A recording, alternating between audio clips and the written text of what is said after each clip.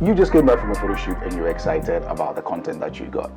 You're eager to edit all your selections, your favorite shots, but wait, don't do that. I'm here to tell you that save some of your best images for later.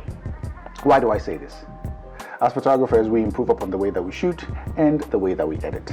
And it's always a good idea to save some for when you have changed the style of editing that you do, the way that you color grade, and so on and so forth. Let me use myself as an example.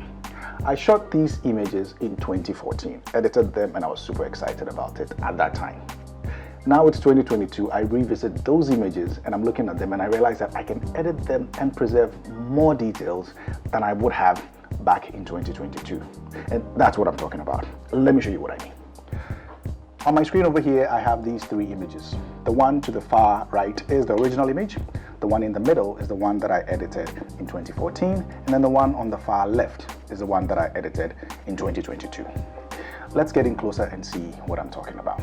So if we take the image on the left, being the one that I edited in 2022, and the one on the right that I edited in 2014, you can see that just around the lip area here, the details are smudged. On the cheekbones, you can see that the details are lost on the 2014 one as opposed to the 2022 one.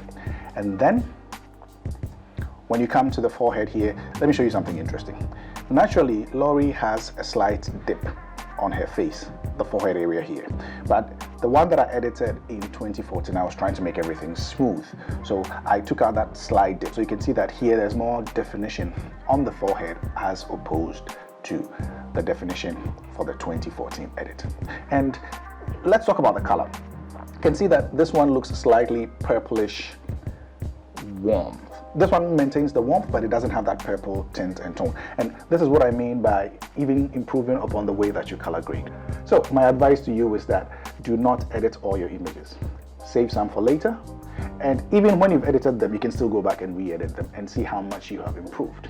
I hope this helps you, and I'll see you next time. If you have examples, show me, and then we can discuss it. Later.